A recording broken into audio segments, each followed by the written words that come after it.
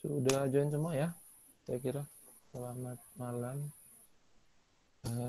Kita mulai aja, ada 36 orang. Assalamualaikum warahmatullahi wabarakatuh.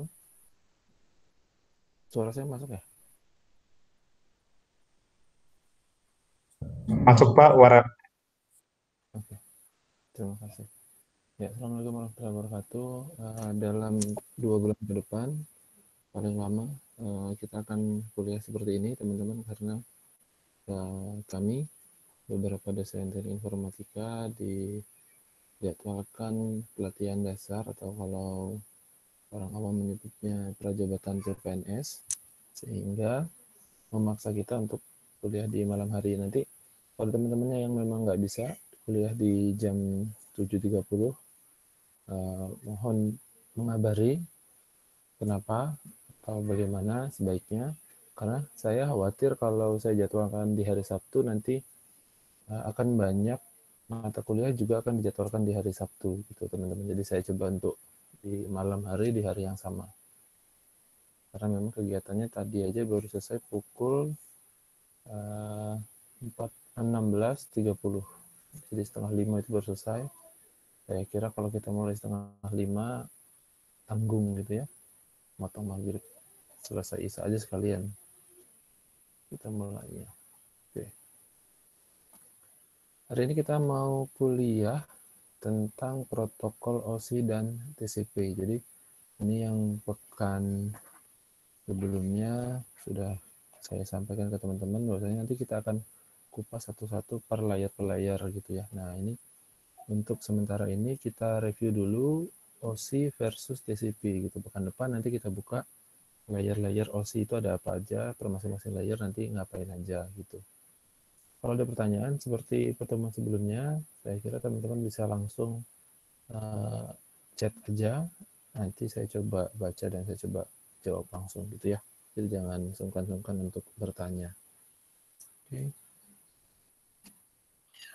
Materi kita malam ini kita tidak akan full selama 3 SKS 3 kali 50 menit ya, karena juga memang sudah malam.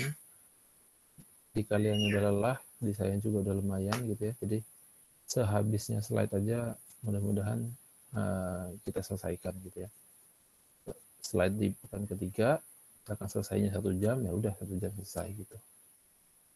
Semampunya kita aja. Kalau dipaksain nanti malah hasilnya nggak bagus. Oke. Ada 4 bahasan yang mau kita bahas malam ini. Yang pertama pengantar protokol OSI, kemudian 7 layer OSI-nya atau ada apa aja.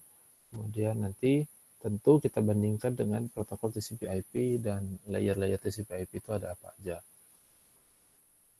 Oke. Kabar baiknya di perkuliahan pekan ini teman-teman sudah bisa melakukan presensi menggunakan Pocket. Silakan teman-teman lakukan presensi. Nanti yang nggak bisa absennya di chat aja seperti biasa, sebutkan NIM, nama, underscore NIM underscore nama underscore RB itu di chat, yang bagi yang nggak bisa absen lewat Pocket. Jadi saran saya nanti absen lewat Pocket. Nah yang nggak bisa itu nanti akan saya absenkan manual gitu ya. Silakan sekarang teman-teman presensi dulu. Saya tunggu sampai jam 7.50 ya. Atau jangan kelamaan kali ya, 7.50. 7.45 aja lah. Sekarang di saya di 7.44. 7.45 kita mulai kuliahnya. Mari saya periksa siapa aja yang sudah presensi.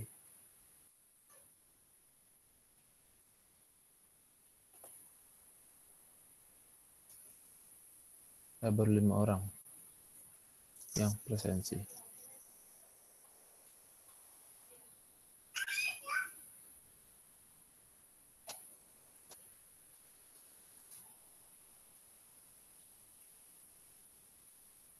Saya tunggu sampai 7.45. Silahkan teman-teman. 10.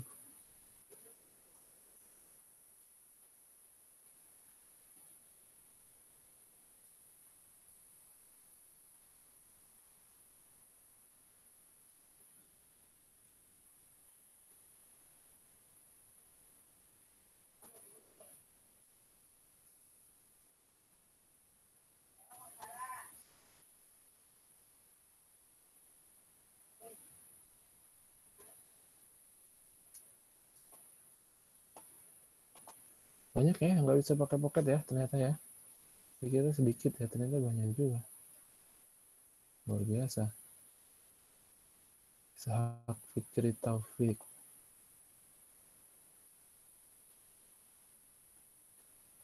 Ya, baru 12 orang. Oke, baiklah.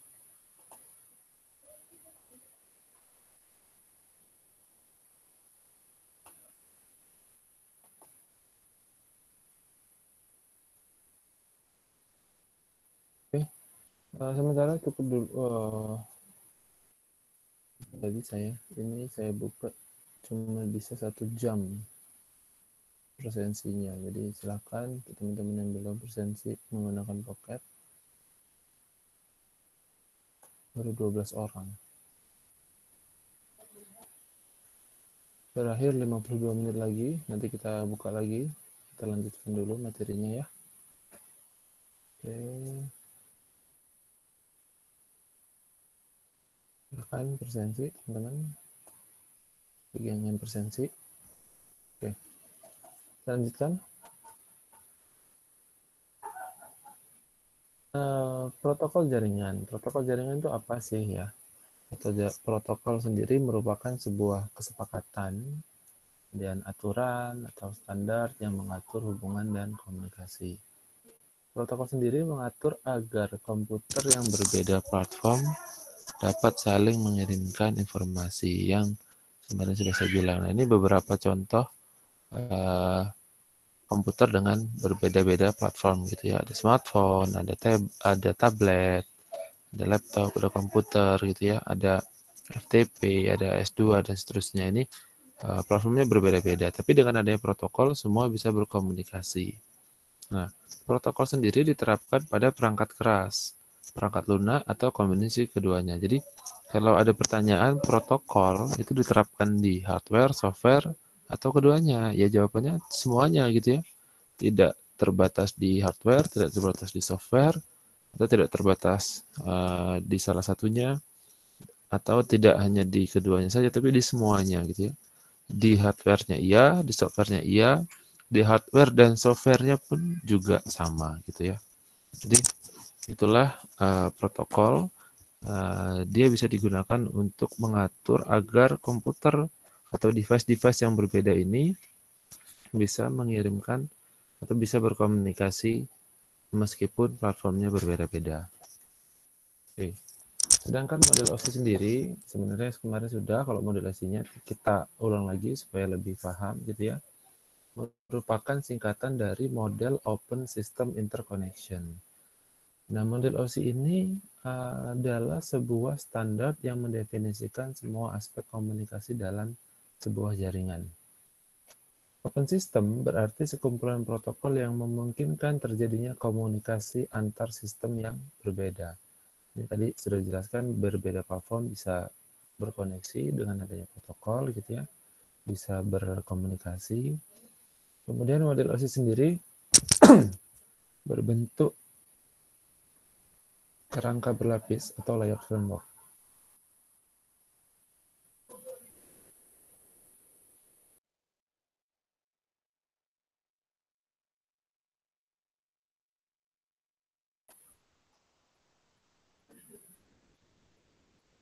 Untuk mendesain sebuah jaringan gitu ya. Jadi dia ada 7 layer atau 7 lapisan, dimulai dari layer 1, layer fisikal, kemudian layer 2, layer data link, layer 3 jaringan, layer 4 transport, layer 5 session, layer 6 presentation, dan layer terakhir application. Nah, model OSI ini tadi ya, dibilang ada 7 layer, dimulai dari layer 1 sampai layer 7. Setiap layer atau lapisannya mendefinisikan sekumpulan fungsi layanan atau service yang berbeda-beda. Jadi servisnya di layer 1 sampai 7 itu beda-beda gitu ya, meskipun nanti ada yang mirip-mirip. Nah, sehingga memungkinkan komunikasi data melalui jaringan komputer. Dalam satu mesin sendiri, setiap layer atau jaringan mendapat servis dari layer yang di bawahnya gitu. Jadi servisnya dari bawah untuk ke atas dan seterusnya sampai layer 7. Dalam mesin yang berbeda, layer yang sama saling berkomunikasi atau peer-to-peer communication dan diatur oleh sebuah protokol. Maksudnya apa? ketika ada dua buah device berkomunikasi, maka yang berkomunikasi itu per masing-masing layernya. Layer 7 antara device A atau PC A dengan device B atau PC B. Anggaplah teman-teman punya dua komputer, satu mereknya Apple, satu mereknya Asus yang pakai Windows gitu ya. Nah, ketika mereka berkomunikasi, itu nanti komunikasinya dia pakai layer yang sama. Jadi layer 7 dengan layer 7, layer 6 dengan layer 6, seterusnya sampai layer 1 atau sebaliknya gitu ya. Satu dengan satu, dua dengan dua, dan seterusnya. Itu namanya peer-to-peer communication. Oke, nah inilah contohnya gitu ya. Jadi kalau teman-teman punya dua komputer, dia akan melakukan peer-to-peer communication di antara layer yang sama yang saling berkomunikasi. Oke, kita masuk ke layer 7. Nah, layer 7 ini namanya application. Layer ini layer yang dimana user berinteraksi dengan jaringan gitu ya. Menyediakan service-service kepada jaringan, ini sudah ditugaskan kepada teman-teman pekan pertama kalau saya nggak salah. Ada banyak service yang teman-teman harus cari seperti SMTP dan lain-lain gitu ya. Kemudian contoh servicenya ada 4, kalau di layer 7 itu ada file transfer, ada mail service, kemudian ada directory service, dan ada web service. Nah, kalau teman-teman besok bisa praktik di perpustakaan, di laboratorium, nah saya ingin sebenarnya mempraktikkan gimana cara.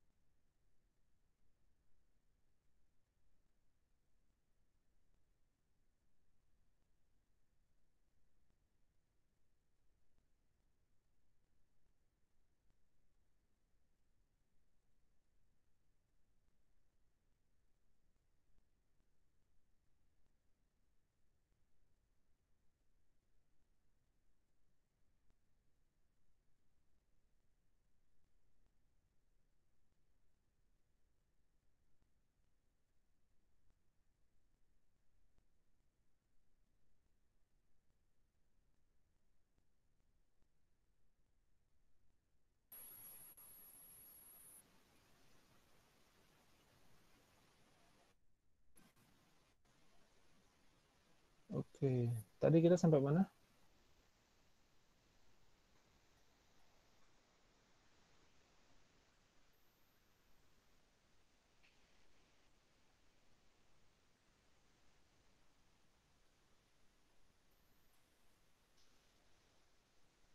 Oke, tadi sampai Application, layer 3 Pak. application ini. Oke, berarti layer 6 belum ya?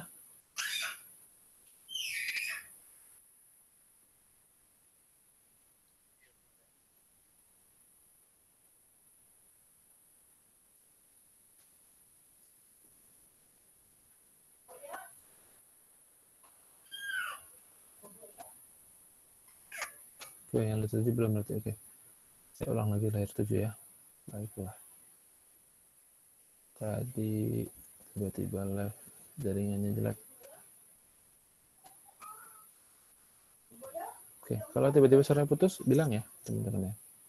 Memang ini jaringannya lagi lumayan. Oke, kayak Sabana nih, bilang aja kalau memang ada yang mau diulang. Gak masalah. Yang penting teman-teman bisa ngikutin gitu ya. Oke, layer 7 ya. Oke, layer 7 ini layer application, layer di mana user berinteraksi dengan jaringan, biasanya menyediakan service-service pada jaringan. Contoh servisnya ada file transfer, ini yang tugas kemarin teman-teman kerjakan, yang saya minta teman-teman lakukan,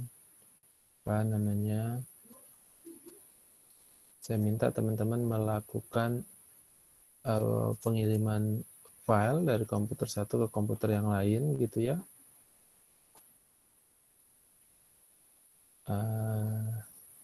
Ini kamera kalian sudah mati ya? Oke lah, nggak apa-apa. Daripada nanti jaringannya jelek lagi. Kita lanjutin. Tadi file transfer sudah kemarin teman-teman lakukan.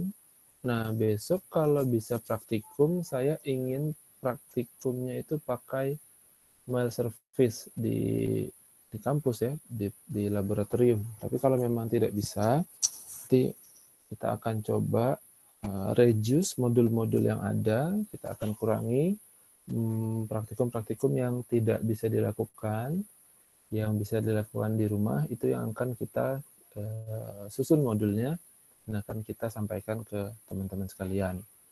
Nah, nanti praktikumnya sepertinya kalau kondisinya tidak berubah, kondisi pandeminya terus-terusan seperti ini, tidak diizinkan untuk teman-teman hadir ke kampus gitu ya, dengan segala protokol yang akan kita susun, maka kita akan simulasi menggunakan Cisco Packet Tracer. Karena perhitungan kami ini akan jauh lebih mudah bagi teman-teman yang komputernya speknya biasa-biasa saja, kayak laptop saya gitu ya. Jadi kalau untuk teman-teman yang bisa menggunakan GNS3, tapi itu menjadi tidak adil. Nah, tahun lalu kita sebenarnya sudah pakai GNS3, simulasi yang agak lebih bagus ketimbang Cisco Packet Tracer, dan lebih umum ya, dia lebih freeware dan open source juga. Cuman problemnya GNS3 itu agak lebih berat, makanya kalau di laboratorium nggak ada masalah pakai GNS3 gitu ya. Sehingga kami memutuskan untuk pakai GNS3 tahun lalu di laboratorium. Nah, dengan kondisi COVID ini sepertinya tidak memungkinkan untuk bikin praktikum di rumah untuk teman-teman pakai GNS3. Jadi kembalikan lagi ke Cisco Packet Tracer. Oke. Di layer 7 ini ada 4 service, teman-teman ya. File transfer, mail service, directory, dan web service. Nah, keempatnya ini hanya salah satu contoh aja service-service yang ada di layer 7 atau application. Nah, service-service sendiri itu sudah ditugaskan kemarin ke teman-teman di pertemuan pertama, seperti SNTP, SMP, file transfer, dan seterusnya. Itu banyak teman-teman kemarin sudah mungkin baca ya, kecuali teman-teman nyontek ya, nggak terlalu banyak belajar. Oke, sampai sini ada pertanyaan? Belum?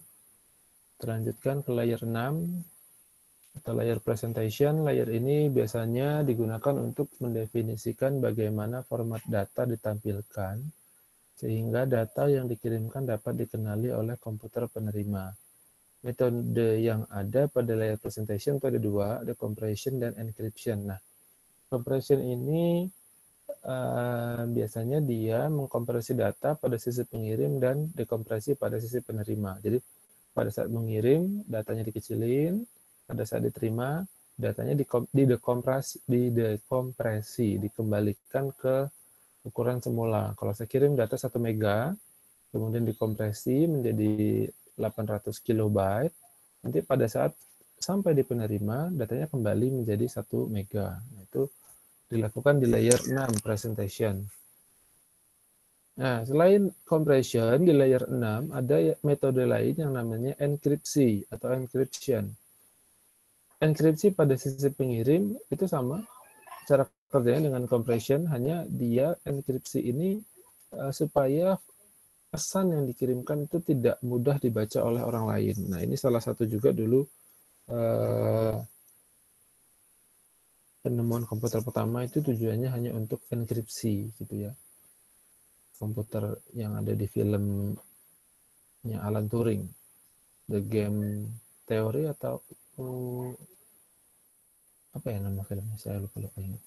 Intinya filmnya Alan Turing. Nah, itu sebuah komputer Enigma kalau saya nggak salah ingat namanya, yang digunakan untuk membuat enkripsi dan dekripsi sebuah pesan pada saat Perang Dunia II.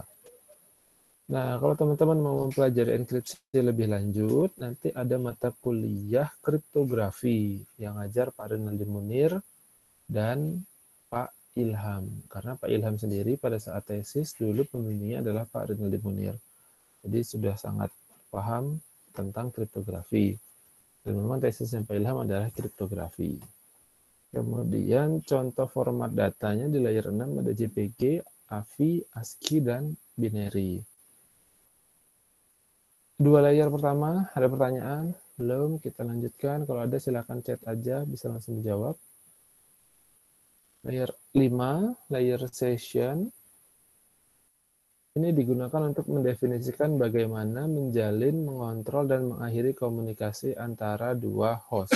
Jadi, memulainya, mengontrolnya, dan mengakhirinya itu dilakukan di layer session. Nanti ada mekanisme two-way handshake, 2 jalan jabat tangan, atau three-way handshake, 3 cara jabat tangan untuk menjalin, mengontrol, dan mengakhiri sebuah komunikasi. Komunikasi antara dua host itu biasanya disebut sebagai session. Oke. Kita lanjut dulu ke layer 4, layer transport. Biasanya dia digunakan untuk segmentasi data pada sisi pengirim dan menyatukannya kembali atau di-reassemble pada sisi penerima. Segmentasi data itu diapain? Datanya dipecah-pecah. Misal, saya mau kirim data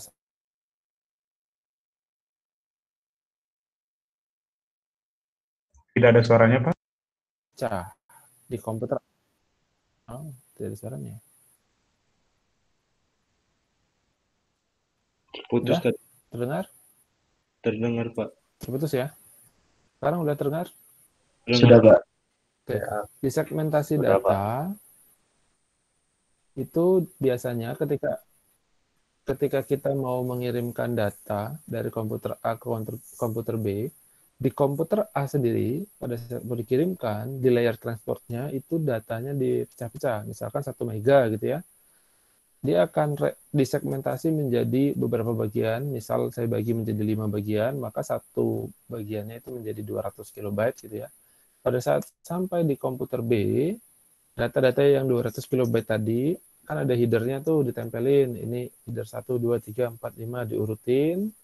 Nanti di-reassemble di komputer B, sehingga di komputer B nerimanya tetap 1 mega. Seperti itu. Kemudian dia memastikan data sampai pada tujuan dengan urutan yang benar atau potong disegmentasi, nggak lupa dikasih header 1, 2, 3, 4, 5 kalau dia segmentasinya jadi 5 bagian. Kemudian nanti di komputer B dia ngurut header yang 1, 2, 3, 4, 5 itu diurutkan secara sequence gitu ya, dan terhindar dari error atau error recovery. Nah, error recovery itu salah satu penyebabnya bisa headernya hilang sehingga data yang harusnya tadi terurut 1, 2, 3, 4, 5 urutannya jadi 1, 2, 4, 5, 3-nya hilang misalnya, itu error jadinya. Karena header yang 3 rusak dan seterusnya, atau datanya tiba-tiba teracak 1, 3, 2, 4, 5. Nah, itu error biasanya. Selain dua mekanisme tadi, di transport juga bisa untuk mendefinisikan well-known service atau service yang sudah sangat umum. Misalnya kalau teman-teman ngoding web, itu pakai portnya port 80 untuk service HTTP-nya. Kemudian kalau mengaktifin service file transfer, pakainya port 21. Kalau mau nge-remote pakai SSH, pakai portnya 22. Kalau mau pakai SMTP, portnya 25. Dan masih banyak port-port lain yang bisa teman-teman lakukan, gunakan gitu ya, untuk service-service tertentu yang dibutuhkan oleh kalian. Masih di layer 4, ada fitur yang terdapat pada layer transport. Yang pertama, flow control. Yang kedua, acknowledgement. Yang terakhir adalah transmission atau pengiriman ulang. Nah, pengiriman ulang ini untuk memastikan bahwasannya file itu sampai di komputer tujuan gitu ya. Kemudian ada dua tipe metode pengiriman data. Yang pertama reliable, dia bersifat connection oriented, dan ada yang bersifat unreliable atau connectionless. Nanti kita bahas lebih jauh. Bentuk datanya sendiri ada dua, ada segmen atau ada juga datagram. Nah, apa bedanya nanti kita lihat.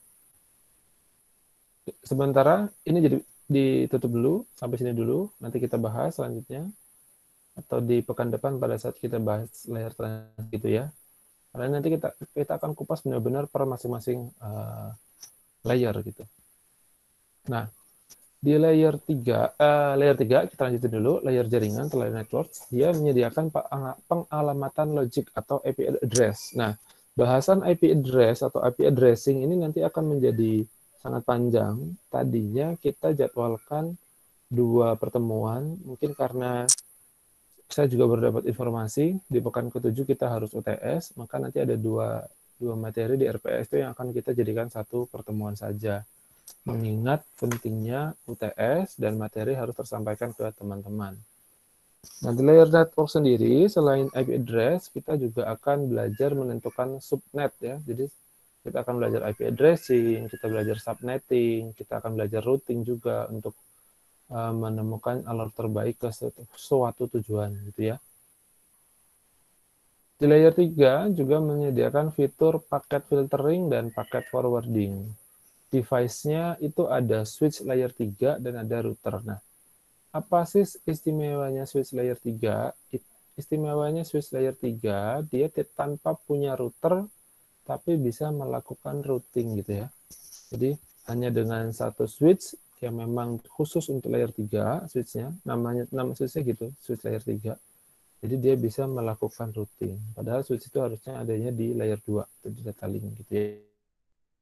Datanya paket kalau di sini. Nanti kita lihat apa itu bentuk data. Sebenarnya bentuk data di masing-masing layer itu beda-beda namanya. Nah, kalau di data link namanya frame. Jadi sudah jelas. Kalau ngomongin frame berarti teman-teman lagi ngomongin sesuatu yang di layer 2. Kalau lagi ngomongin paket ada di layer 3. Kalau lagi ngomong segmen atau datagram ada di layer 4. Gitu ya. Oke. Layer 2 atau data link.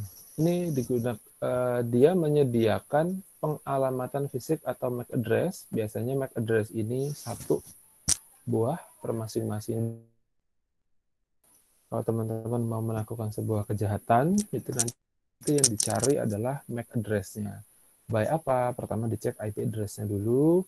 Siapa sih yang pakai IP address ini? Ya, IP address-nya nanti baru dicari MAC address-nya. Tapi kalau IP address itu bisa berubah-ubah tergantung dengan jaringan di mana teman-teman bisa terkoneksi. Nah, kalau MAC address biasanya dia nggak berubah-berubah, tertanam dalam satu device yang sama. Kecuali device jaringannya teman-teman ganti, nah baru MAC address-nya ganti. Di level 2, kita bisa mendeteksi error atau error detection dengan cara frame check sequence. Nanti kita lihat di pertemuan selanjutnya kita benar-benar membahas frame check sequence ini. dia tidak melakukan error recovery. Jadi kalau dia ngirim data dari komputer A ke komputer B, datanya nggak sampai, ya udah dia diam aja gitu ya. Tapi kalau yang melakukan error recovery, dia akan pastikan datanya terkirim atau enggak. Kalau enggak, dia akan kirim ulang. Seperti di sini tadi namanya adalah retransmission gitu ya, dia akan kirim ulang paket yang enggak sampai. Nah, kemudian ada mekanisme flow control agar penerima tidak kebanjiran data yang diterima. Itulah flow control. Memang di sini ya, di layer 2 ya. Kemudian device-nya ada switch layer 2 dan bridge ya. Untuk datanya frame. Nah, layer terakhir dari model OSI, layer fisikal mengatur bagaimana data diletakkan dalam media komunikasi atau kabel. Kemudian yang kedua, dia akan melakukan konversi bit-bit frame data link menjadi sinyal-sinyal elektronik atau di-encode. Kemudian mengirimkan sinyal tersebut ke media fisik. Dia juga mendefinisikan fungsi dan prosedur agar transmisi data bisa terjadi. Transmission rate biasanya untuk menentukan kecepatan pengiriman data. Media fisiknya bisa kabel UTP, kabel fiber, atau wireless, atau juga bisa kabel koaksial kemarin ya. Untuk datanya bit, ada S-nya. Nah, di model OSI ada yang namanya enkapsulasi data. Atau data yang dikirimkan oleh user akan menuruni 7 layer model OSI dari layer application sampai layer fisikal. Setiap layer akan membungkus data user dengan sebuah header. Proses ini disebut enkapsulasi data. Header sendiri isinya informasi-informasi yang spesifik pada setiap layernya. Ketika headernya rusak, maka itu yang akan terjadi adalah data korup. Gitu. Jadi kalau teman-teman menemukan data korup, biasanya salah satu penyebabnya adalah headernya rusak. Nah, ini bisa dilihat teman-teman, ada banyak headernya. Ini salah satu contoh proses enkapsulasi data. Dari layer 6 sampai layer 2 menambahkan header yang berisi informasi yang diperlukan oleh layer yang setara pada sisi penerima. Nah, selain header, data link layer juga menambahkan trailer. Nih, trailer di data link layer. Baru nanti di layer 1, layer 1 apa? Physical, dia bentuknya adalah bit. Seperti ini. Tapi kalau naik ke layer 2, 3, 4, 5, 6, itu ada headernya. Hanya layer 7 yang nggak ada headernya. Nah, kenapa nggak ada headernya? Karena datanya baru masuk. Ya, inilah datanya di layer 7 gitu ya.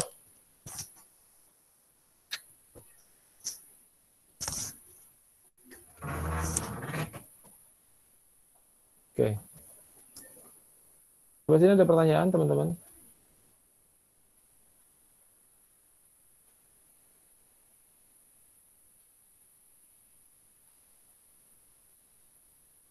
Gimana? Ada pertanyaan? Ada suaranya nggak? Masuk? Oh, belum. Baik. Belum, kita lanjutkan dulu. Ada ya? Oke. Diam aja, saya khawatir suara saya nggak masuk lagi. Oke, kita lanjutkan. Ini tadi proses enkapsulasi data. Sebaliknya, ini terjadi di PC A misalkan gitu ya. Pada saat masuk ke PC B, terjadi proses dekapsulasi data. Nah, di proses enkapsulasi data terjadi pembungkusan. Jadi ya, ada data dari layer 7 masuk ke layer 6, datanya tadi namanya L7 data gitu ya. Dikasih header 6. Turun ke layer 5, namanya L6 data. L6 data itu segini ya. Isinya L6 data ini apa? Data L7 dengan header 6. Masuk ke layer 5, dikasih header 5. Turun ke layer 4, si L5 data. L5 data itu isinya gini ya. L6 dan H5. Dikasih header 4. Terusnya sampai bawah. Nah, baliknya di dekapsulasi data, headernya dikupas, dibukain sampai ketemulah harusnya yang ada di sini adalah L7 data. Kalau isinya seperti ini. Nah, data yang diterima oleh user akan menaiki 7 model OSI dari physical sampai application. Setiap layer akan mengupas bungkus header, tadi sudah dijelasin, yang bersesuaian. Layer network akan mengupas header yang ditambahkan oleh layer network pengirim. Proses ini disebut dekapsulasi data. Informasi yang ada pada header akan dibaca untuk diproses lebih lanjut. Nah, kalau headernya lengkap, dia datanya lengkap, terkopi dengan sempurna. Tapi kalau tiba-tiba header di 4 ini rusak, hilang, atau apapun itu, itulah nanti yang akan menjadi data korup. Data yang L7 datanya ini nggak akan keluar, nggak akan bisa diproses, nggak akan bisa didekapsulasi data. Itu prosesnya. Nah, ini prosesnya yang tadi ya, kebalikannya. Nah, si trailer ini digunakan untuk mengecek adanya error si T2 yang ada di data link layer ini. Oke. Secara sederhana, transmisi data yang dilakukan di model OC, proses enkapsulasi sampai dekapsulasi data, itu prosesnya seperti ini. Ini ada media transmisinya, baik itu kabel, wireless, kabelnya bisa UTP, bisa koaksial, bisa fiber gitu ya. Nah, kalau saya tanya PDU-nya apa di masing-masing layer? Nah, ini teman-teman. PDU itu protokol data unit atau bahasa sederhananya adalah bentuk data pada tiap layer. Nah, ini teman-teman harus tahu. Di layer 567 itu namanya data, tergantung ekstensinya. Kalau ekstensinya kita lagi punya file PDF, ya .pdf di 3 layer ini. Kalau kita punya foto, ya kalau nggak JPG, PNG, JPEG gitu ya filenya. Tapi kita sederhanakan saja pakai data unitnya ya data. Nah, dari layer 4 namanya segmen, karena dia tadi harus disegmentasi. Di layer 3 namanya paket, di layer 2 namanya frame, di layer 1 namanya bit. Ini hal-hal seperti ini yang sangat sering kita keluarkan di ujian-ujian, baik itu kuis, UTS, ataupun UAS. Jadi teman-teman harus paham proses-proses enkapsulasi, dekapsulasi, dan nama-nama PDU di masing-masing layernya. Oke. Layer interaction sama tadi yang udah saya jelaskan ke teman-teman, dia akan berkomunikasi di layer yang sama. Header yang diletakkan oleh sebuah layer OSI pada sisi host pengirim akan dikupas oleh layer OSI yang sama pada sisi host penerima. Itu maksudnya gimana? Ya ini, header 2 akan dikupas di header 2, di layer 2. Dia tidak akan dikupas di header 3, gitu enggak. Dia tetap sama. Jadi ketika dia dikirim, diterima oleh layer 1, dia tidak akan mengupas header 2, layer satunya.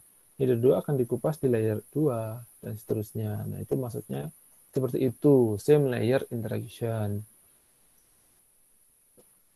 Kemudian, ada yang namanya adjacent layer interaction, yang ke atas. Interaksi antar layer pada host yang sama. Same layer untuk beda host, different layer untuk satu host. Jadi dia berkomunikasi beda layer itu hanya untuk di satu host yang sama. Ini B misalkan PCB. Nah, dia akan komunikasi dari physical, bitnya seperti ini, turun ke data link, dilihat header-nya, header 2-nya dikupas, turun ke network, terus sampai ke atas. Begitu juga di komputer A misalnya. Di sini. Nah, itu yang tadi yang sifatnya adjacent layer. Oke, sampai sini cukup jelas ya? Belum ada pertanyaan soalnya. Kita lanjut. Nah, ini kita cepetin aja. Udah jam berapa ya? Baru, udah jam 8.20. Hampir 1 jam juga ternyata. TCP/IP kita ada 4 layer. Yang pertama, standar yang dipakai internet hingga kini adalah standar TCP/IP. Mungkin kalau teman-teman lupa, saya ingatkan. Pertemuan sebelumnya sudah saya ingatkan ke teman-teman. Bahwasanya yang sekarang digunakan itu TCP/IP, bukan model OSI layer. Terus pertanyaannya kenapa Pak kita belajar model OSI layer? Padahal nggak digunakan gitu ya. Ya, kalau kita nggak belajar, kita nggak tahu kenapa dia nggak digunakan, kita nggak tahu kenapa TCP/IP itu lebih bagus dari model OSI. Sehingga teman-teman bisa tahu protokol-protokol apa aja yang ada di jaringan, kenapa OSI nggak digunakan, dan kenapa TCP/IP yang digunakan.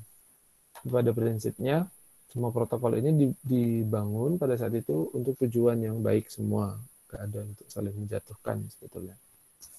Hanya saja vendor-vendor lebih senang menggunakan TCP/IP karena lebih reliable dan lebih mudah diimplementasikan. Kemudian standar yang dipakai tadi ini ya, model TCP/IP dan TCP/IP Protocol Suite memungkinkan komunikasi data antar dua komputer dari manapun dengan sangat cepat. Kemudian inilah yang digunakan untuk komunikasi di dalam internet. Nah, protokol suite-nya ini kemarin teman-teman sudah melakukan pencarian tuh, kerjaan tugas ini.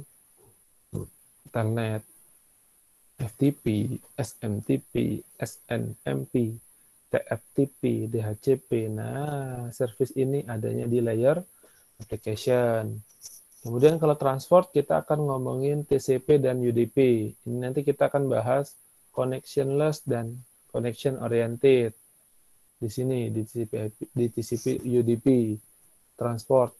Ini penting untuk teman-teman ketahui dan pelajari terutama yang mau mendalami dunia IoT. Kalau di komputer atau di laptop dengan teknologi sekarang yang sudah sangat cepat, TCP dan UDP tidak terlalu terlihat bedanya gitu. Tapi kalau teman-teman pakai Arduino Uno, pakai Raspberry Pi yang memang sumber dayanya kecil, kemudian teman-teman mau membuat sebuah alat atau Internet of Things gitu ya yang teman-teman akan kembangkan, itu harus memperhatikan kapan harus pakai TCP, kapan harus pakai UDP. Ya, seperti itu. Nah, di layer 2 di internet service-nya ada ARP, ICMP, dan IGMP. Nah, nanti teman-teman pelajari sendiri. Kemudian di layer physical ada Ethernet, token ring, frame relay, dan ATM. Oke. Kita lanjutkan ke application. Dia akan menangani protokol-protokol high level, isi-isinya representasi, encoding, dan control session. Menyediakan service bagi software yang berjalan pada komputer, sebagai interface antara software yang berjalan pada komputer dengan jaringan. Contohnya ini, kalau teman-teman mau FTP, ya itu user interface-nya itu dilakukan di layer application, atau yang menyediakan adalah layer application. Dia transport, ada TCP dan UDP. Nah, dia menyediakan service transport dari host pengirim ke penerima, melakukan segmentasi data dari layer application pada sisi pengirim, kemudian menyusunnya kembali pada sisi penerima, masih mirip kayak yang OSI tadi. Dia menangani isu-isu reliability dan flow control. Ada dua protokol utama, Transmission Control Protocol, TCP ya. Beda dengan TCP/IP ya. Ini Transmission Control Protocol ini dilakukan di layer transport. TCP ini itu beda dengan TCP/IP ini. Kalau TCP/IP ini model, kalau ini adalah protokol di layer transportnya. Kemudian ada UDP, User Datagram Protocol. Kita next dulu ke layer 2-nya, internet, ada ARP, ICMP, dan IGMP. Dia menyediakan pengalamatan logik atau IP address, ya, IP addressing, nanti kita pelajari juga di sini. Kemudian routing juga dilakukan di layer 2-nya di internet. Kemudian best path atau memilih jalur terbaik yang harus ditempuh oleh sebuah paket. Protokol utamanya IP. IP itu apa sih kepanjangannya? Internet protokol, Pak. Internet protokol, oke. Internet protokol address. Oke. Internet working protocol ya. Dia sifatnya unreliable, connectionless, dan best effort. Yang berarti IP tidak melakukan pengecekan maupun koreksi terhadap error, dan paket bisa saja tiba tidak berurutan. Fungsi tersebut ditangani oleh protokol pada layer di atasnya. Nah, pengecekan-pengecekan ini dilakukan di layer transport. Di layer network atau layer internet, kalau di TCP/IP, hal itu tidak dilakukan, pengecekan-pengecekan tadi. Kemudian ada Address Resolution Protocol atau ARP, digunakan untuk mengasosiasikan IP address dengan physical address. Itu namanya ARP. ARP digunakan untuk mencari physical address dari node jika IP address diketahui. Ini yang tadi saya bilang ke teman-teman ya. Jadi kalau kita punya IP address, biasanya kita bisa cari physical address atau MAC address-nya. Meskipun nanti IP address-nya bisa ganti-ganti. Dalam sebuah local area network, MAC address berada pada kartu jaringan atau LAN card. Nah, ini juga tadi sudah saya sampaikan ke teman-teman. MAC address bisa berubah nggak? Bisa kalau LAN card-nya teman-teman ganti. Kemudian ada Reserve Address Resolution Protocol atau RRP. Dia memungkinkan host menemukan internet address jika diketahui physical address-nya. Ini ya, prosesnya seperti ini. Kemudian ada ICMP atau Internet Control Message Protocol. Mekanisme ini digunakan host dan gateway untuk mengirim notifikasi masalah datagram ke pengirim. Jadi kalau ada masalah-masalah datagram, biasanya akan dikirimkan menggunakan ICMP. Selanjutnya ada IGMP atau Internet Group Message Protocol. Dia digunakan untuk memudahkan transmisi simultan dari suatu message ke grup penerima. Dia biasanya sifatnya multicast kalau IGMP ini. Nah, proses resolving an IP address ini juga bisa kita gambarkan ketika kita melakukan praktikum DHCP, terutama di packet tracer. Jadi komputer satu ngecek gitu ya, bootnya IP-nya sekian, nanti dicek di RRP server, maka dia akan kirim IP address-nya ke klien, sehingga klien ini punya IP address sekian gitu ya, dengan bootnya 08004 ini, hardware address-nya atau MAC address-nya, maka dia setelah dapat IP address, dia bisa berkomunikasi dengan komputer lain yang ada dalam satu jaringan dengan IP address-nya. Nah, dari IP address yang ada ini, nanti kita pelajari yang mana sih IP si host, yang mana alamat jaringannya, yang mana alamat yang lainnya. Dari 4 komponen ini nanti kita akan pelajari. Nah, kita lanjutkan dulu. Layer yang terakhir di TCP/IP yaitu layer fisikal. Nah, service-nya ada 4 ini, kita lihat. Layer ini disebut juga layer host to network. Protokol LAN dan WAN berada pada layer ini. Kemudian memformat data menjadi sebuah unit yang disebut frame. Jadi format datanya frame kalau di layer ini. Kemudian mendefinisikan pengalamatan fisik atau MAC address untuk mengidentifikasi kartu jaringan atau LAN card kalau saya bilang tadi. Nah, baik itu di komputer pengirim atau komputer penerima. Dia akan mengecek error pada frame yang diterima atau melakukan error checking dia di physical atau network access. Ketika software dalam Ethernet menerima paket dari layer di atasnya, internet layer, maka ia akan melakukan langkah-langkah sebagai berikut. Oh ya, saya mau revisi. Tadi saya bilang network itu layer internet, ternyata kalau di TCP/IP, network itu sama dengan layer fisikal ya. Jadi internet sendiri, fisikal garis miring network address ya. Oke. Itu harus saya revisi. Nanti teman-teman bingung kalau saya nggak bilang. Oke, kita lanjutkan.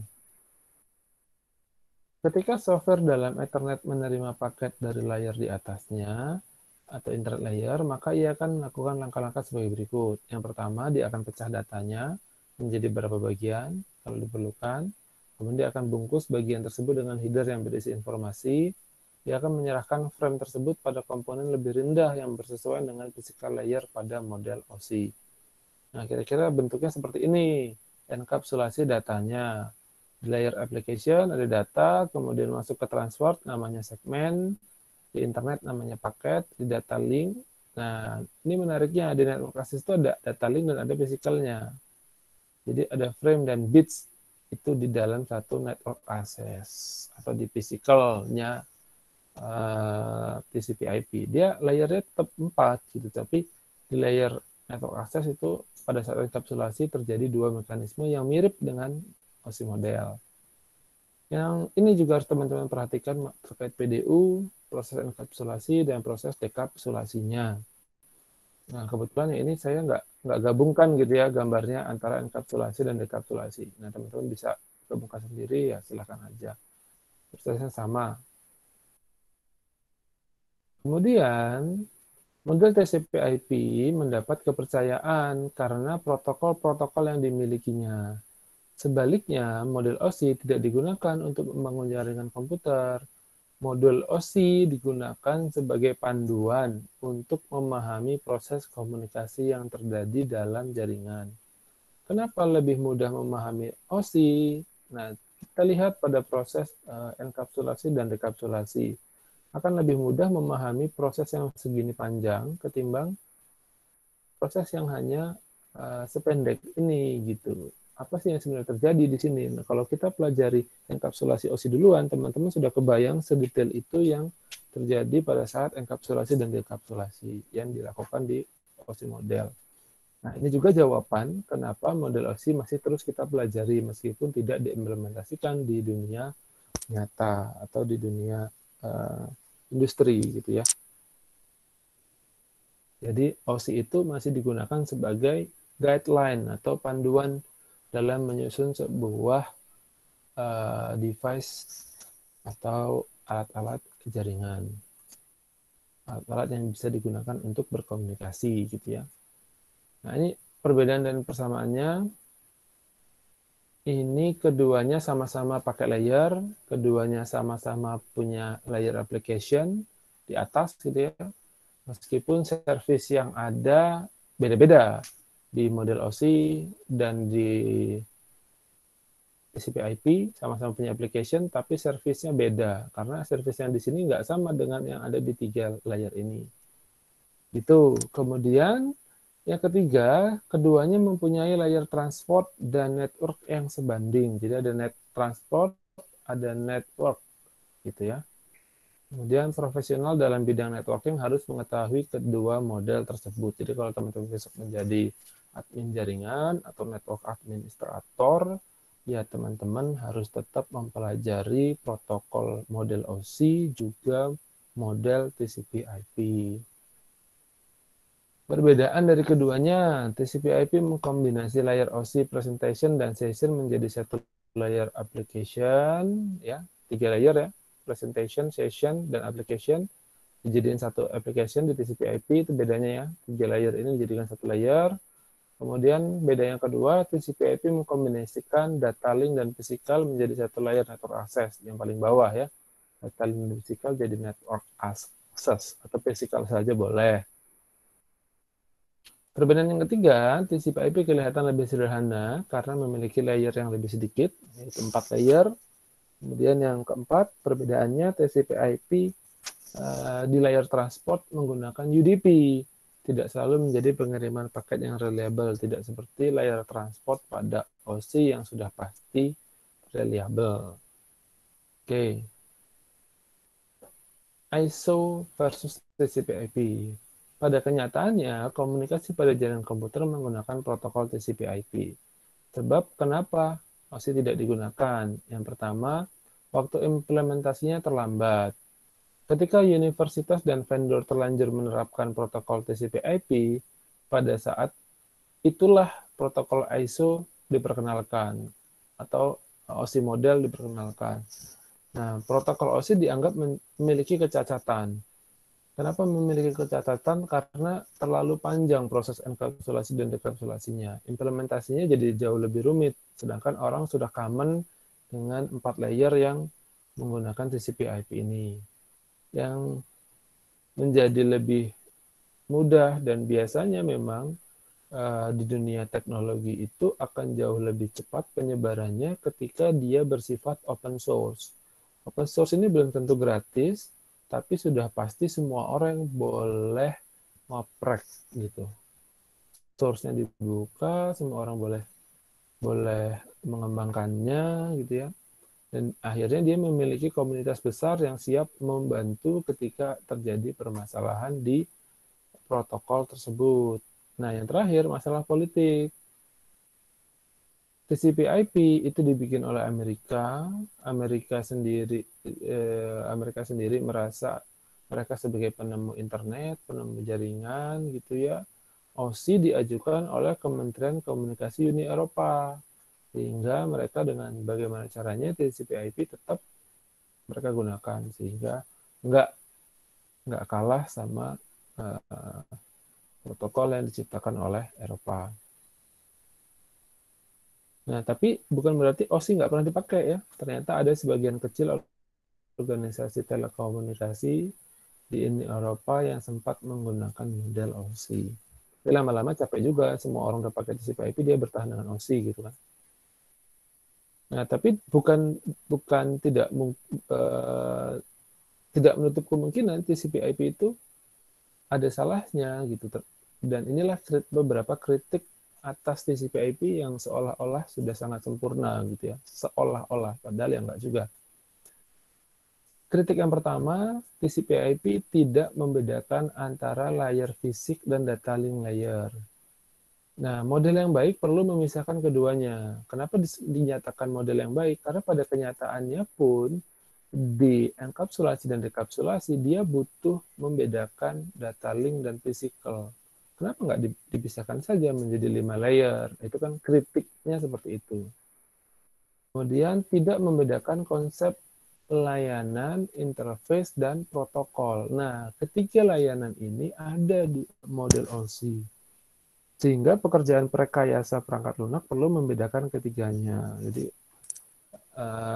teman-teman kalau jadi programmer harus bisa membedain layanan interface, service, dan protokol. Itu karena di TCP/IP tidak diatur gitu ya. Nambah-nambahi kerjaan programmer. Oke, coba sih ada pertanyaan. Sementara materinya cukup dulu. Oke, gimana? Oh, udah ada 2 chat. Belum. 8.38. 1 jam aja kuliahnya. Gimana? Gak ada pertanyaan?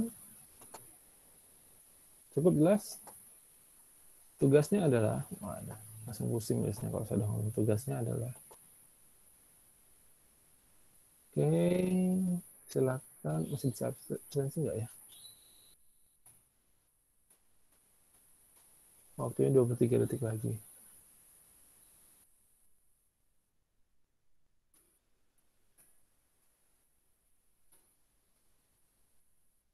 Gimana? Ada pertanyaan? Tidak ada?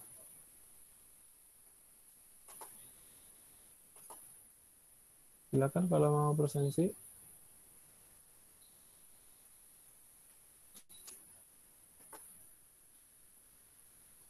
Yang mau presensi, kalau masih bisa.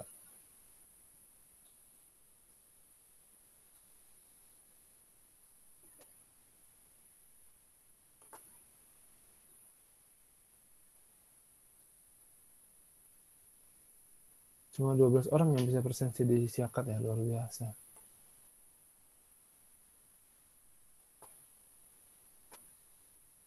Oke. Nggak ada ya?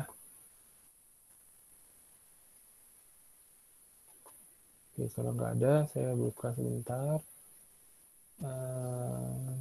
Latihan. Oke. Ada presensi di Google Form? Nggak ada. Presensinya di chat aja. Kayak teman-teman yang di atas.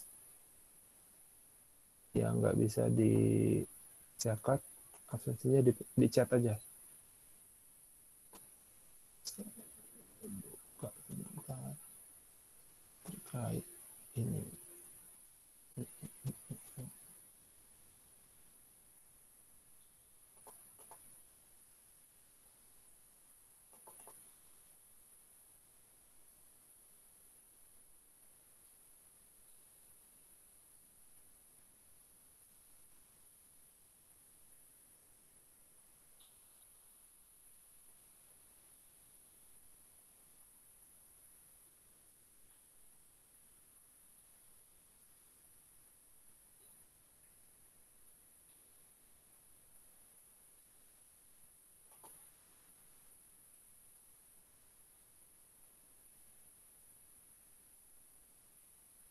Oke.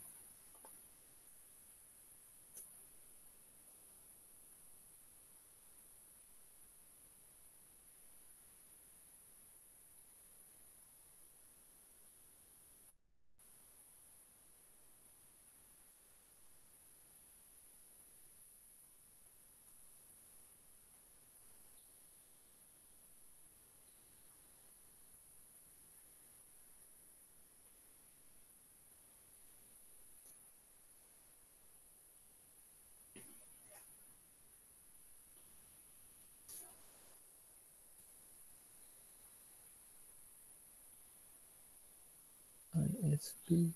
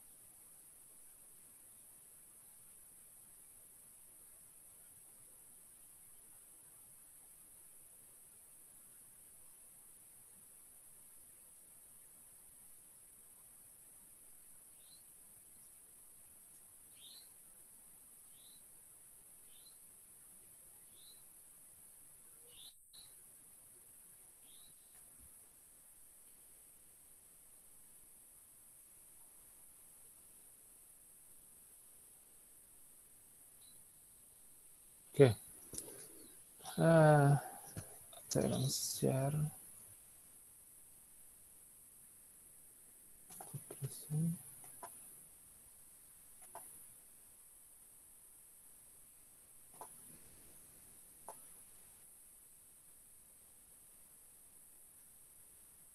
Saya minta teman-teman baca buku ini. Nah, ini judulnya.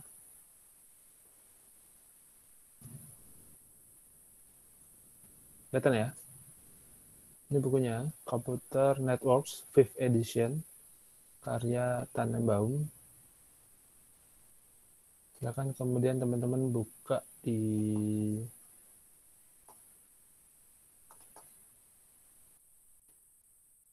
halaman 85. The Problems, kemudian teman-teman coba selesaikan dari nomor 1 sampai nomor 10 saja. Tapi kalau mau coba kerjain semua sampai nomor 37 ya boleh, silakan aja.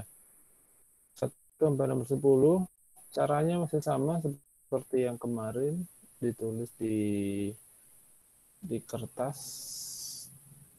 bergaris atau HVS boleh. Jangan lupa tulis nama sama NIM, kemudian nanti diupload di Google Classroom. Itu ya.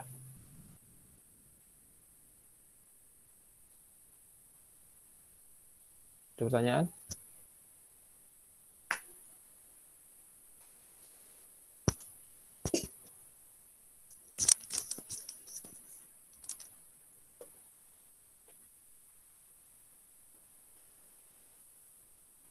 Cukup jelas. Batas waktu sama kayak biasa, 1 pekan. Mau dikumpul malam ini juga boleh, nanti saya bikinin classroom-nya.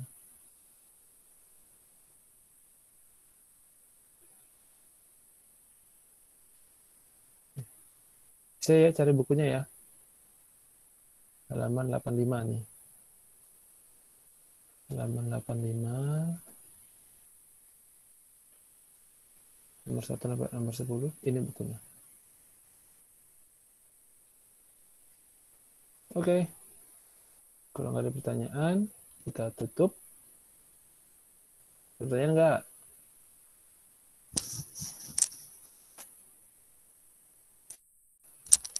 Cukup.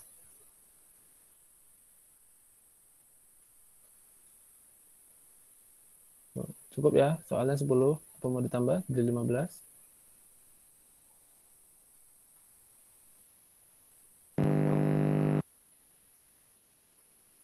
Oh, kalau diam aja berarti setuju nih. Oh, 10 Cukup aja. Pak, 10 aja Pak.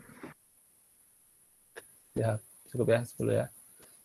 10, 1 pekan. Mudah-mudahan selesai. Oke, baiklah. Kita tutup dengan berdoa menurut agama dan kepercayaan masing-masing. Mudah-mudahan kuliah malam ini bermanfaat. Jadi pekan depan kita mulai setengah 8 lagi ya. Berdoa mulai.